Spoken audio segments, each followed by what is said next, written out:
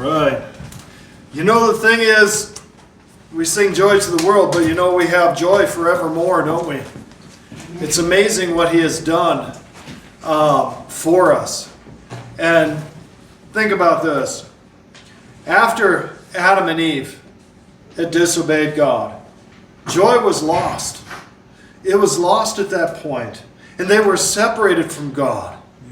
And God had to come to be with us to restore that joy again. God expelled them from the garden home and prevented something worse from happening by doing that. If they had eaten from both the tree of the knowledge of good and evil and the tree of life, they would have lived forever in misery.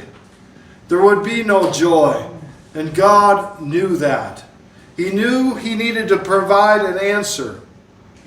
Now, people toil in all their work, ever trying to strive for happiness, but never finding joy until they receive that joy that comes from the one that brought joy to earth. And God, He had a plan, see, to restore joy to our lives. He wanted to restore joy to our lives. And joy being lost at that Garden of Eden when death came, but joy returned through that birth of God's own Son. And when we receive that new birth, when we receive that personally, when we receive Christ, that we are born again and joy is restored.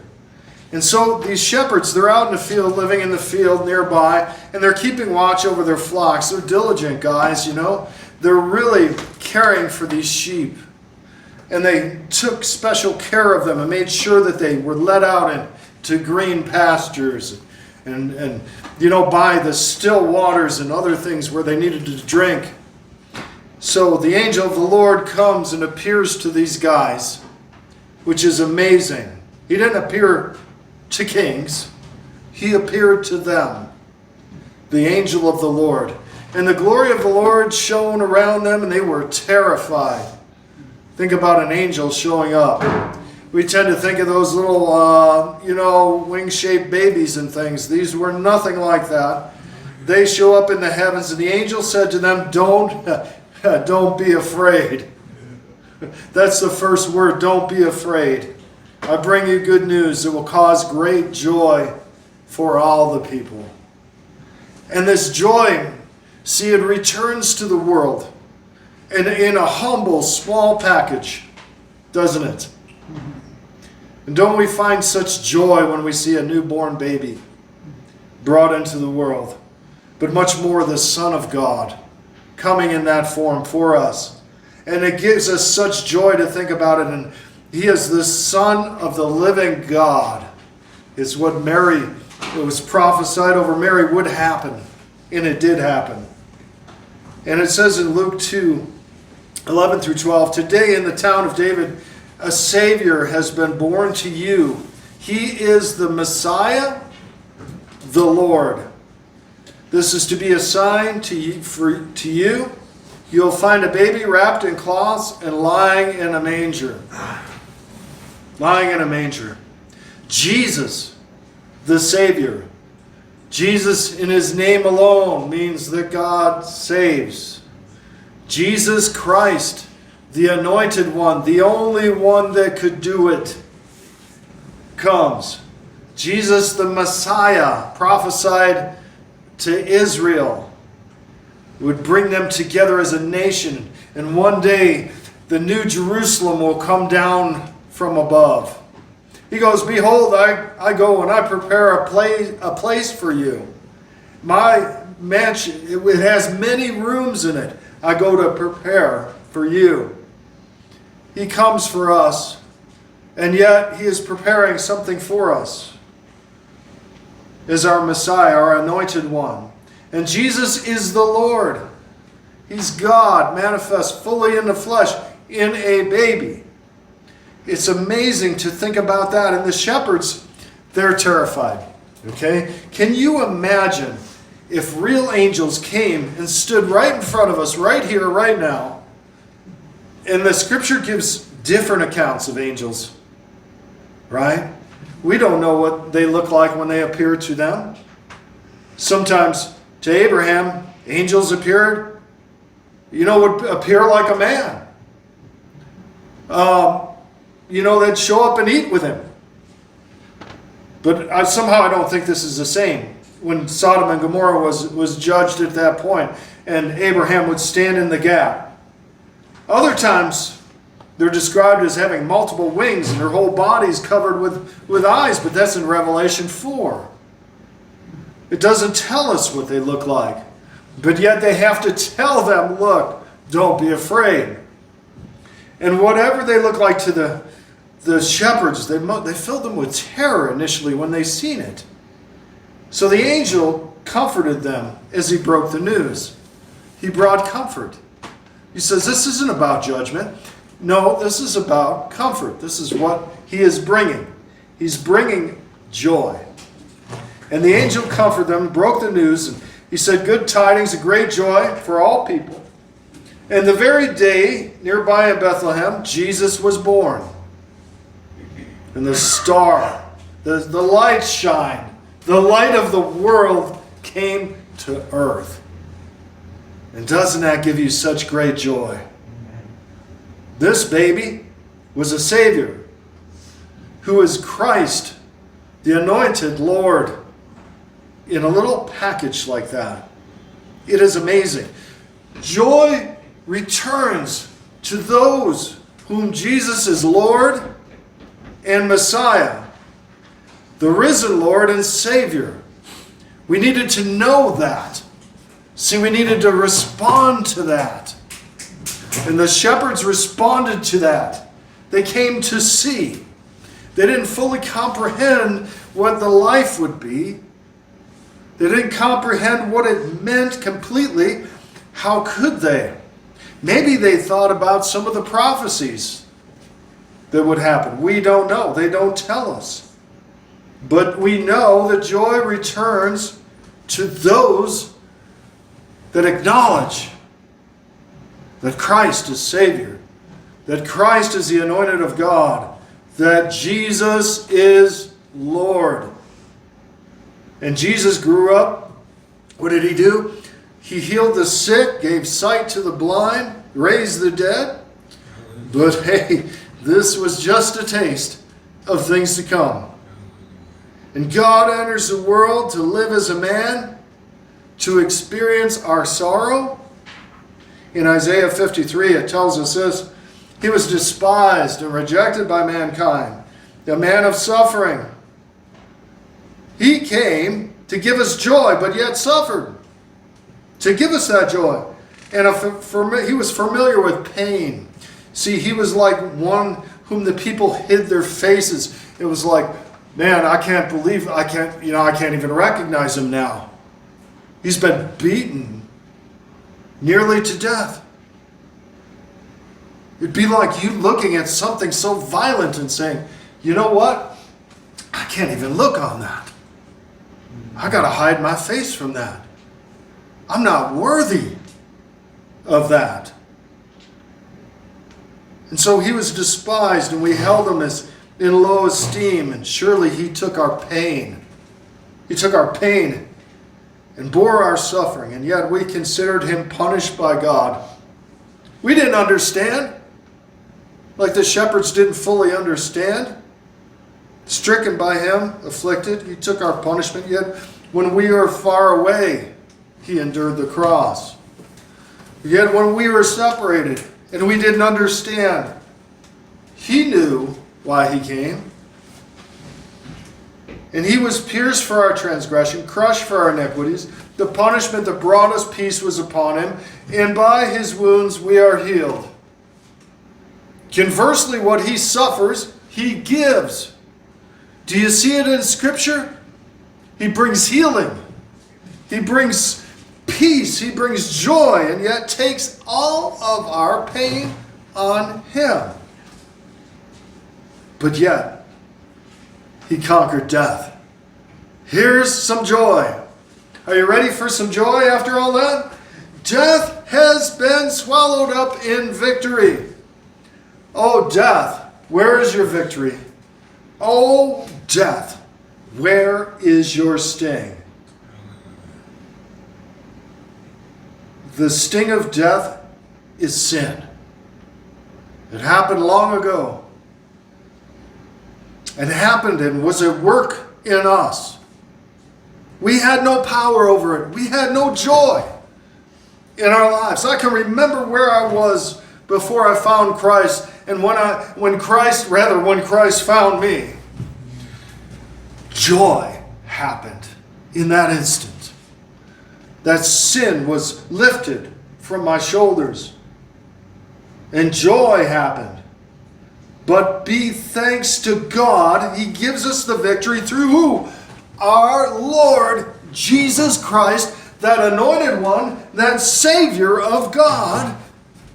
He gives us joy. He gives us hope.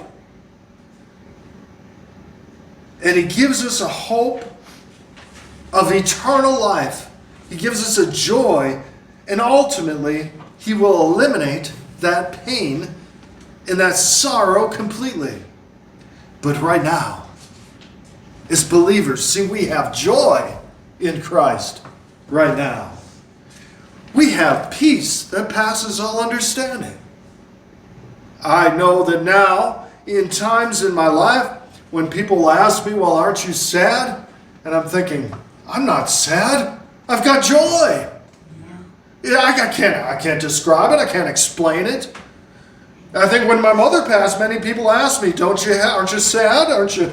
No, I got joy. She's in heaven. Oh my God, she's totally healed. I remember what my mom went through. But yet Jesus provided for all that. And I think what joy God has brought in. Death has no victory. Amen?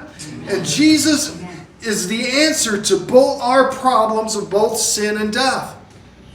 Amen? That's joy in itself. He restores joy to the very core, the very pain, the very hurt that we are faced with. All we need to do is give it to Him.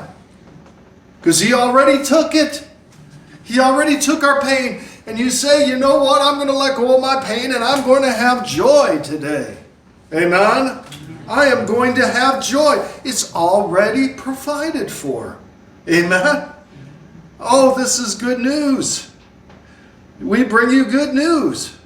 Jesus said to her, He says, look, I'm the resurrection and the life. Anyone who believes in me, they will live even though they die. You know, even though the people that we love that died in faith, even though they die, yet they are alive. Amen? And whoever lives by believing in me will never die. And the question is, do you believe this? You know what? You don't have to be afraid. You know what? You can have joy when it doesn't look like it. Should be joy in your life because of what He did. And 1 Corinthians 15, 3-4 says, you know, the Apostle Paul says to the Corinthian church, he's always speaking to the church, as you notice. Every letter is to a church. And he says, you know what, I want you to know this, okay? As if you didn't already know. But I want to tell you this. For what I passed on to you as of first importance, that Christ died for our sins according to the Scripture. He was buried, and He was raised on the third day according to the Scriptures. You can bank on it. You can count on it.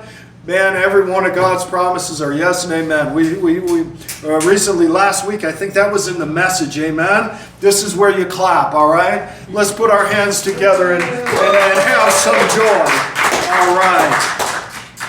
And here's what he says in Revelation 21:4. Oh, it always gets even better. It says, He will wipe away every tear from their eyes. There will be no more death, or mourning, or crying, or pain. For the old order of things has passed away. And I want to tell you what, The old order of things of my life has passed away. That guy is dead back there. But this guy is alive in Christ. Amen? And alive forevermore. Oh, let's get excited.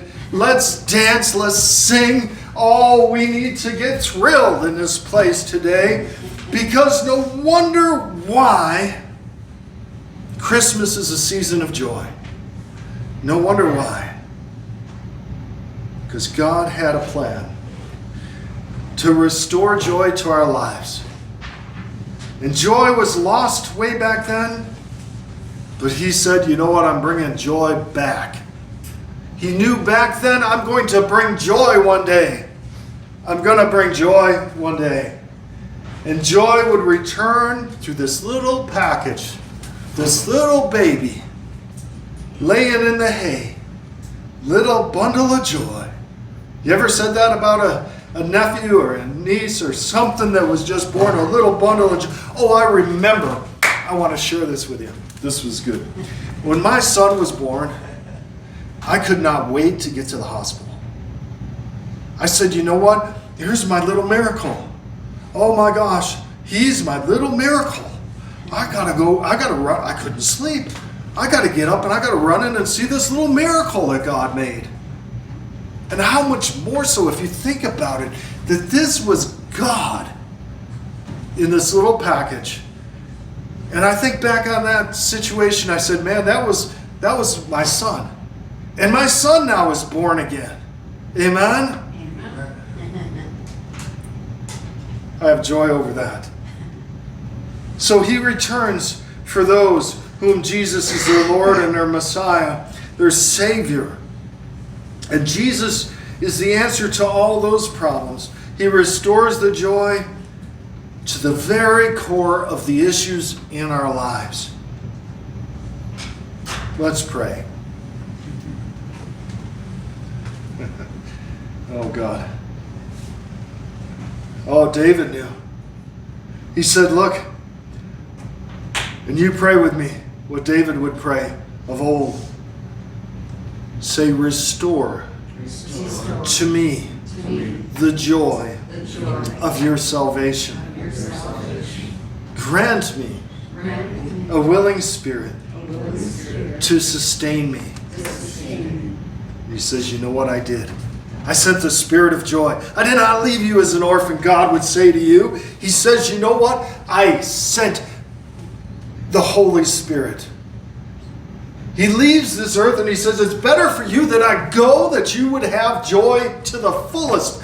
Oh, the Spirit of God, the same Spirit that conceived in Mary, this birth of joy, is the same one that comes to live in us at the new birth. Amen? Oh my God. My Savior. My Lord. He did not leave me alone. Oh, what joy I have. What joy we have in Him. Let's stand and worship.